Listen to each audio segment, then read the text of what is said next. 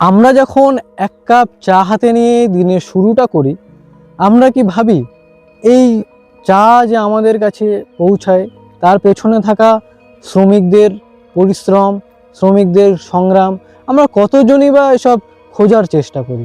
নমস্কার, আমি বিশাল, আপনারা দেখছেন ন্যায়ের বার্তা। আমি এখন রয়েছি উত্তরবঙ্গের ডুয়ার্সে। এই ডুয়ার্স প্রাকৃতিক সৌন্দর্যের এক অপরূপ সমাহার।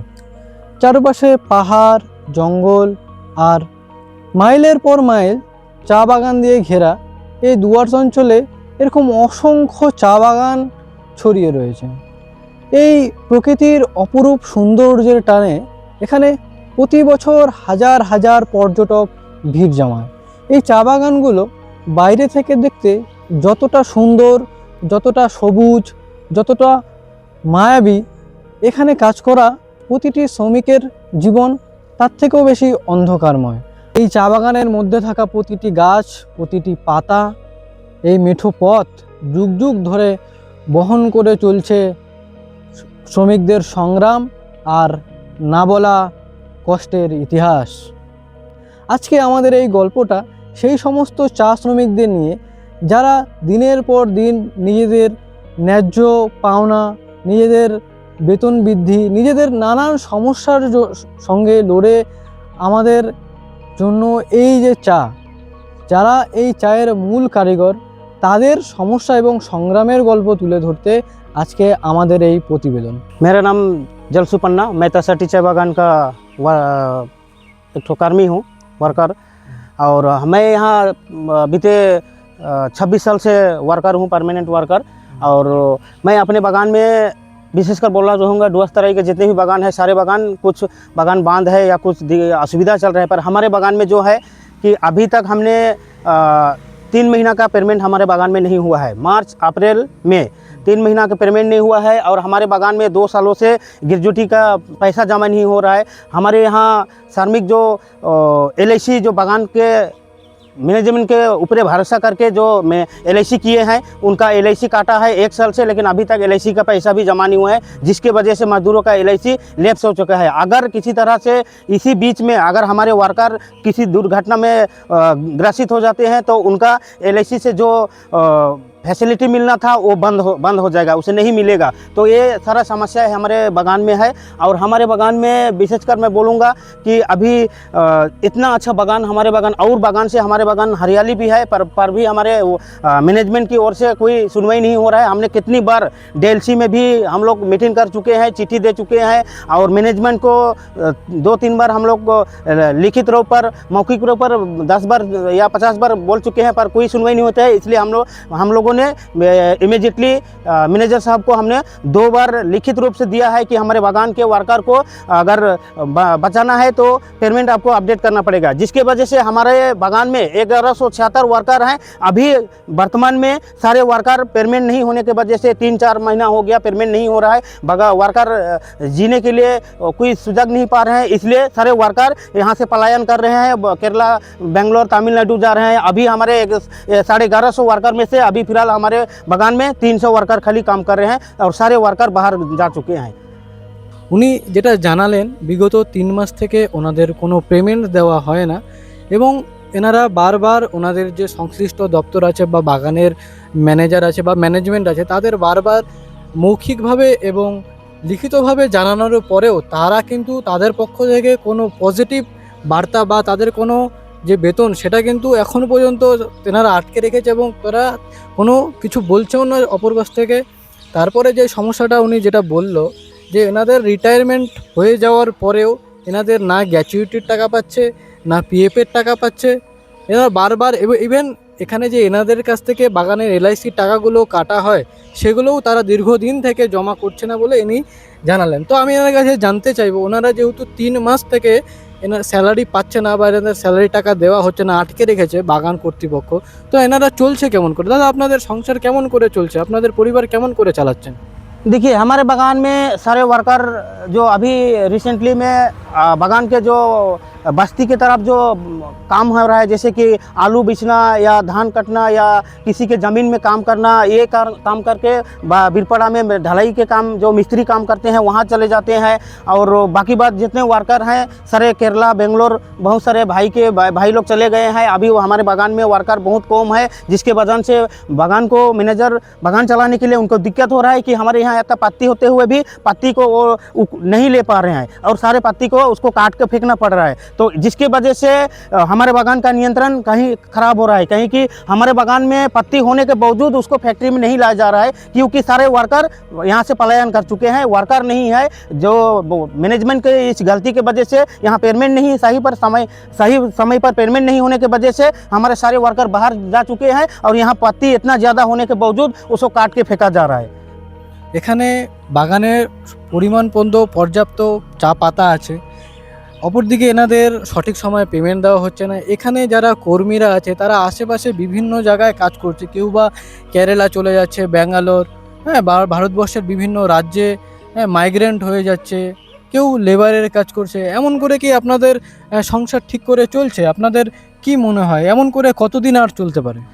देखिए अभी हमारे सरकार बदल चुकी है, हमारे बीजेपी सरकार बंगाल में आ गए हैं, तो हमें आशा है कि अभी रिसेंटली में जैसे मैंने कुछ दिन पहले देखा है हमारे सांसद लोगों ने जो उत्तर कन्या में जो स्टेटमेंट दिए हैं कि हमारे बागान के लिए 313 करोड़ रुपया विगत ये 9 महीना के अंदर में खर्चा करने का जो सोच रहे हैं। अगर हमारे बागान और वर्कर के लिए इस पैसा का सही उपयोग हो तो हमारे वर्कर यहाँ पर बच सकते हैं, नहीं तो अगर गवर्नमेंट अगर इस पर कुछ स्टेप नहीं लेती है तो हमारे वर्कर को यहाँ से सारे वर्कर को एक अलग दिशा में मैं स्थिति में देखने जा रहा हूँ। सारे वर्कर यहाँ से पलायन होने के लिए मजबूर हो जाएंगे। দেখুন উনি যেমনটা বলল কি এখানে 15 বছরের মমতা বন্দ্যোপাধ্যায়ের অপশাসনকে সরিয়ে বাংলা ইতিমধ্যে বিজেপি সরকার গঠন করেছে। এনারা কিন্তু এই সরকারের উপরে ভরসা রাখছে উনি যেমনটা বলছে। তো ওনাকে আমি বলতে বলবো যে ওনাদের যে বিগত সরকার ছিল, মানে মমতা বন্দ্যোপাধ্যায়ের যে তৃণমূল কংগ্রেসের সরকার ছিল, তারা কি সেই সরকার থেকে যেই সমস্ত সুবিধা কি পেয়েছে, কোনো রকম সুবিধা পেয়েছে বা তার মানে কতটা তাদের দিকে দেখেছে বিগত সরকার, মানে মমতা বন্দ্যোপাধ্যাय आप लोगों ने क्या काम किया है आपको लगता है? देखिए मैं 15 साल ममता सरकार के जो टीएमसी सरकार थी बंगाल में उसके ही वजह से हमारे सारे बागान बंद हो चुके हैं और बागान का जो स्थिति आया है ये सारे टीएमसी सरकार की वजह से हुआ है, क्योंकि यहाँ पर सरकार ने सारे मैनेजमेंट और मालिक के साथ में मिल के बागान वालों को साथ में शोषण किए हैं। यहाँ पर सारे चीज़ को बंद करके रखा है, यहाँ का रेशन बंद हो गया। यहाँ हमारे वर्कर को जो बागान से जो फैसिलिटी मिलते था पहले, जैसे कि प्रत्येक वर्कर को बागान से एक चप्पल, कंबल और काम करने के लिए उनको रुमाल दिया जाता था, ये सारे चीज़ है। बागान में जो हॉस्पिटल है उनका जो फैसिलिटी था, मेडिकल फैसिलिटी, वो भी सारे बंद हो चुकी है और सारे चीज़ बंद चुके हैं। ये 15 साल की सरकार ने पूरा बंगाल को ही बर्बाद कर रखा है, विशेषकर हमारे डूबर्स को तो एक तरफा से ही बंद करके रखा है। দেখুন উনি যেমনটা বলল মমতা বন্দ্যোপাধ্যায়ের সরকার 15 বছর থেকে এনাদের উপরে এবং বাগান কর্তৃপক্ষের সাথে মিলিত হয়ে ওনাদের বিভিন্ন অপশাসন চালিয়েছে।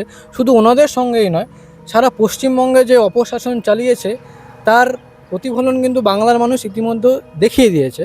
তো উনি যেমনটা অভিযোগ করলেন বাগানের যে হসপিটাল স্বাস্থ্য ব্যবস্থা তার পরিকাঠামো যথেষ্ট খারাপ, তাহলে আপনাদের যেহেতু বাগানে হসপিটালের অবস্থা শোচনীয়, অবস্থা খারাপ, তাহলে আপনাদের সমস্যা হলে আপনারা কোথায় যান?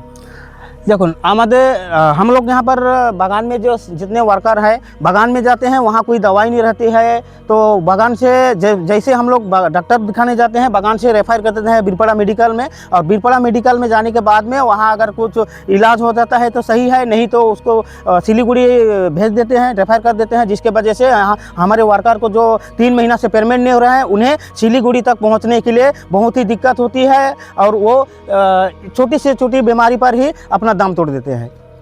দেখুন যেমনটা বলল উনি, এখানে বাগানের যে স্বাস্থ্য ব্যবস্থা আছে তার অবস্থা বেহাল।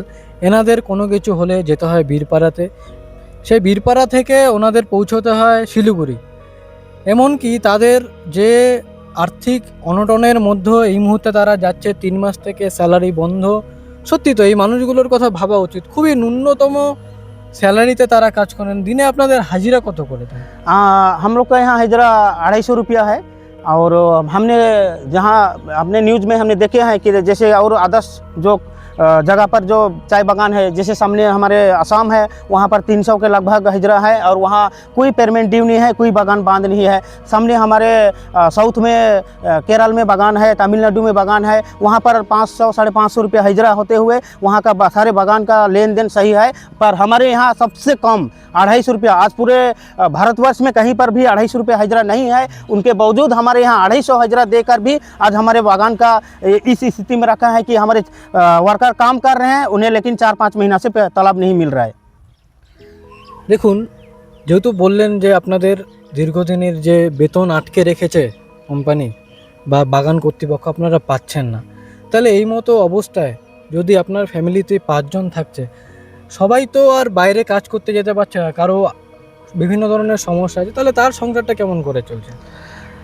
देखिए, हमारे बागान में सारे वर्कर जो है बागान में काम करते हैं, यहाँ पेमेंट नहीं मिलने के वजह से, वेतन नहीं होने के वजह से बाहर जो चले जाते हैं। और जो लोग जो असहाय हैं, जो बाहर नहीं जा सकते हैं, वो लोग यहाँ पर हमारे जो नरेंद्र मोदी जी यहाँ पर हम लोग को राशन दे रहा है, 35 kg का जो राशन मिल रहा है, उसी राशन से हमारे परिवार किसी तरह से खाली राशन और का चावल खा के ही हम लोग पेट रोजगार कर रहे हैं। लेकिन हमारे पास और कोई इसके सिवाय और कोई रोजगार करने की व्यवस्था नहीं है।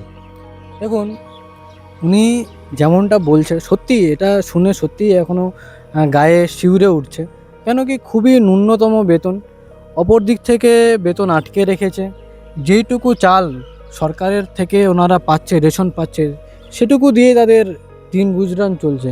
আমি বলবো, আপনারা যারা ডুয়ার্সে বিভিন্ন সময় ঘুরতে আসেন, তারা কখনো যদি সময় পান এই মানুষগুলোর সাথে কথা বলবেন, এই মানুষগুলোর পাশে থাকার চেষ্টা করবেন। আমি আমার দর্শকদের এটাই বলবো, সত্যি এই সমস্যাগুলো কিন্তু মানে খুব গভীর সমস্যা বলে আমার মনে হয়।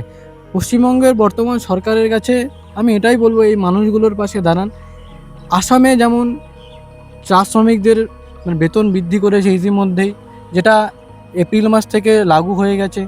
হ্যাঁ, ইনি যেমনটা বললেন, তামিলনাড়ু, কেরালার কথা যেমন উনি উল্লেখ করলেন, সত্যি তাই। সেখানে একটা চা শ্রমিকের বেতন কেরালাতে 550 টাকার কাছাকাছি, তামিলনাড়ুতে 450 টাকার উপরে, সেইখানে দাঁড়িয়ে পশ্চিমবঙ্গে মাত্র 250 টাকা, তার উপরে আবার বেতন বন্ধ। আপনার নাম? সুবি লাউরা। আপনি কত বছর থেকে এই বাগানে কাজ করছেন? আমার হচ্ছে এখন 10 বছর হচ্ছে। 10 বছর হয়ে যাচ্ছে। হ্যাঁ। বেতন ঠিকঠাক পাচ্ছেন? ওই তো 3 মাস পরে দেয় এরকম। মানে এখনো আপনাদের 3 মাসের বেতন হ্যাঁ, বাকি আছে? বাকি আছে। আচ্ছা, আপনার বাগানের সাথে কথা বলেছিলেন? হ্যাঁ, বলেছি, কিন্তু ওই তো বলতেছে যে হ্যাঁ দিয়ে দেবো এরকম করে। তাও এখন 2 মাস আছে, বাকি আছে। 3 মাস হয়ে গেছে, বেতন টেতন কিছু হচ্ছে না, তার মধ্যে পিএফ জমা হচ্ছে না সঠিকভাবে। তালা পাংখা নাই, ওষুধ টষুধ নাই, বাধ্য হয়ে কাজ করছি, উপায় নাই। এখন যদি এখান থেকে বাইরে যাই, বাড়ি ছাড়ে তো যাইতে পারছি না। আর এখানে কাজ করতে গেলে এখানে কাজের টাকা পাচ্ছি না, মানে সমস্যা পড়ে গেছি এখন। অনেক কিছু সমস্যা আমাদের। বেতন দিচ্ছে না, 3 মাসের পরে দেয় বেতন। আমরা তো মেয়ে মানুষ, কোথায় যাব? ওই জন্য বাধ্য হয়ে কাজ করতেছি এখানে। हजरा हमिनकर 250 रुपया है। वो खो देवेला 3 महीना पीछे देवेला हमिनकर चाले के लिए बहुत दिकदारी होते है। छुआ पुता है, परिवार है, हिया हुआ हमिनके काम जाए पड़ो थे, कमाई के खाती बहुत तकलीफ होते है हमिनकर। সরকার এসছে পশ্চিমবঙ্গে, এই সরকারের কাছে আপনারা কি আবেদন করবেন? ওই তো বেতন বাড়াই দিবে, আর সে ঘর বাড়ি ভালো করে। অনেক দিন থেকে যার পার্টি আছে সবাই বলে মুখ তো মুখ বলবে, পরে তো চলে যায়। বেতনও এখনো আমাদের বেতনও বাড়ে নেই। আমরা তো কেমসি দিয়ে করতেছিলাম, ওইটাই আমাদের সব কিছু ছিল, সব পাইতাম, বাচ্চারা, আমরা, মারা, সব কিছু। তাহলে নতুন সরকার, বিজেপি সরকারের উপরে আপনার ভরসা রাখতে পারছেন না? পারছি না তো। আচ্ছা, তাহলে মমতা বন্দ্যোপাধ্যায় কি ভালো কাজ করছে আপনাদের বাগানের জন্য? হ্যাঁ, করছে, অনেক কাজ করছে। সরকারি সুখ সুবিধা থেকে আমরা কিছুটা বঞ্চিত আছি। আপনারা কোনো দপ্তরে, সংশ্লিষ্ট দপ্তরে এই বিষয়ে কথা বলেছিলেন বা জানিয়েছিলেন? জানিয়েছি, সেখান থেকে কি আশ্বাস দিয়েছে? ও সার্ভে করতে লাগবে, এই করতে লাগবে, এটা নানাভাবে একটা তালবাহানা করে। আচ্ছা, এই পুরনো সরকার যেমন লক্ষ্মীর ভান্ডার দিত, আপনারা পেতেন? ও সেভাবে তো লক্ষ্মীনে কিছুটা দিত, পেতেন আপনাদের বাড়িতে? আমাদের বাড়িতে পাইতা। আচ্ছা, এই মুহূর্তে যে অন্নপূর্ণা ভান্ডার দিচ্ছে বিজেপি সরকার, আপনাদের বাড়ি থেকে আবেদন করেছে বা টাকা আবেদন পেয়েছে? করেছি। এখনই তো ভরা স্টার্ট হয়েছে, অনেকে পায় নাই, অনেকে পাচ্ছে এরকম। আচ্ছা, এখন অন্নপূর্ণা ভান্ডারের ফর্ম ফিল আপ করেছেন? এখন ফর্ম ফিল আপ হয়েছে। হ্যাঁ, ইতিমধ্যে সরকার কিন্তু একবার টাকা দিয়ে দিয়েছে, হুম, তো আপনাদের এখানে কেউ টাকা পয়সা পেয়েছে? পেয়েছে। আমাদের এই আজকের আয়োজন আপনাদের কেমন লাগলো জানাতে ভুলবেন না। আপনাদের মূল্যবান বক্তব্য কমেন্ট বক্সে অবশ্যই জানাবেন। এবং আমি একজন স্বনির্ভর কন্টেন্ট ক্রিয়েটার। এই মুহূর্তে আমার কোনো ফেসবুক বা ইউটিউব থেকে কোনো আর্নিং এখনও শুরু হয়নি। আপনারা যদি কোনো ব্যক্তি আমাকে সহযোগিতা করতে চান, ভিডিওর মধ্যে থাকা এই কিউআর কোডে আপনারা আপনাদের সামর্থ্য অনুযায়ী আমাকে সহযোগিতা করতে পারবেন। আপনাদের সহযোগিতা আমাকে আরেক ধাপ এগিয়ে নিয়ে যাবে, আরও আমাকে মোটিভেট করবে। সকলকে অনেক অনেক ধন্যবাদ শেষ পর্যন্ত আমাদের সঙ্গে থাকার জন্য। আজকের মতো বিদায় নিচ্ছে, এখানে দেখা হবে নতুন কোনো ভিডিওতে। ধন্যবাদ।